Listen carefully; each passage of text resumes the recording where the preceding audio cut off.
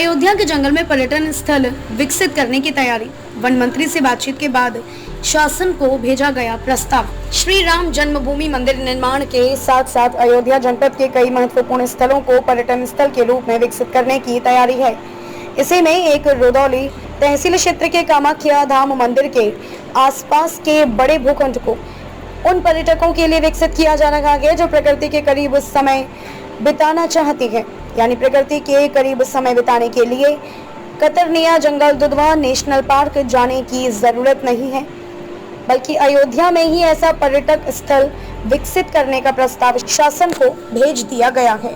अयोध्या जनपद के रुदौली तहसील क्षेत्र में स्थित कामाख्या भवानी मंदिर को लेकर जनमानस में अपार श्रद्धा है। इसके आसपास बड़ा भूखंड है जिसमें सघन वन आच्छादित है। वन क्षेत्र के साथ लगी ग्राम समाज की भी बड़ी भूमि है। इसके किनारे किनारे गोमती नदी बहती है। बड़े भूखंड में जंगली पेड़ों का वन होने और किनारे नदी बहने से यह क्षेत्र रमणीक लगता है।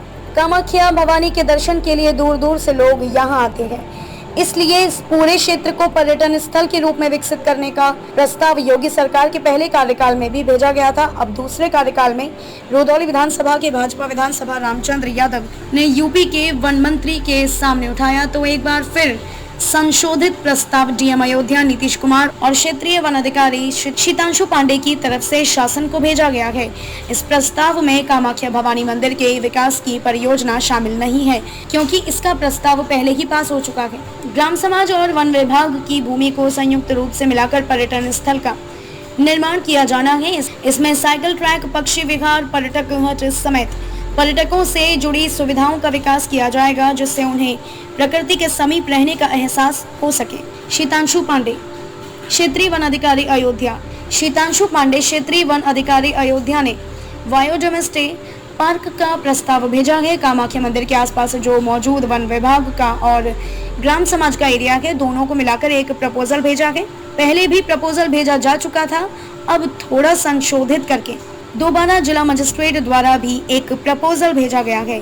इससे यह होगा, वेटलैंड का कंजर्वेशन बहुत ज़रूरी है। वहाँ पर एक नेचर इंटरप्रिटेशन सेंटर, एक बटरफ्लाई पार्क का प्रस्ताव है। अगर यह आता है तो इस पर हम उचित कार्यवाही करेंगे। उसमें nature interpretation centre, butterfly park है, साइकिलिंग ट्रैक है समेत 4 से 5 प्रपोजल है। इसका उद्देश्य है कि लोग यहाँ नेचर के करीब आएं, थोड़ा सा यहाँ समय बिताएं। 1 सप्ताह मेहनत करने के बाद नेचर के करीब जाने का यह अच्छा मौका होगा। 10 करोड़ से ऊपर का यह प्रोजेक्ट है। अभी कितना मिलता है, शासन इस पर क्या सोचता है, हम लोग लगे हुए हैं। जितनी जल्दी होगा इस प्रस्ताव को ला करके जमीन पर कार्यान्वित करेंगे।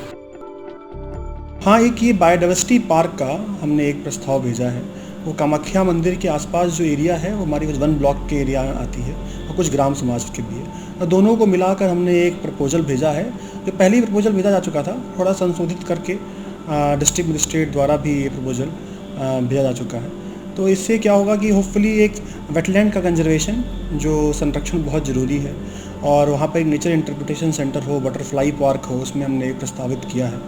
यदि ये आता है तो उस पर हम ज़रूर कार्रवाई करेंगे। क्या क्या होंगे उसमें, क्या क्या चीज़ें दिखेंगी? उसमें जैसे मैंने बताया आपको, नेचर इंटरप्रिटेशन सेंटर है, बटरफ्लाई पार्क है, वेटलैंड्स के अराउंड लोग वहाँ पर रहेंगे, एक नेचर ट्रेल का परियोजना की है, एक साइकिलिंग ट्रैक का हमने सोचा है।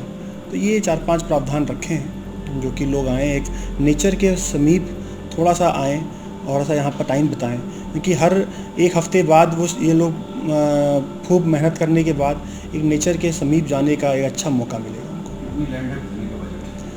ये एक लैंड हमने भी प्रस्तावित लैंड तो अराउंड 90 हेक्टेयर की है। उस 90 हेक्टेयर का प्रपोजल अभी 10 करोड़ से ऊपर ही है। तो अभी देखिए कितना मिलता है और किस पर शासन क्या सोचता है, वो उन्हीं पर डिपेंडेंट है। तो हम लोग लगे हुए हैं, जितनी जल्दी हो सके उतनी जल्दी ये प्रपोजल आकर हम लोग ग्राउंड पर इम्प्लीमेंट कर सकते हैं, उतना बेहतर रहेगा।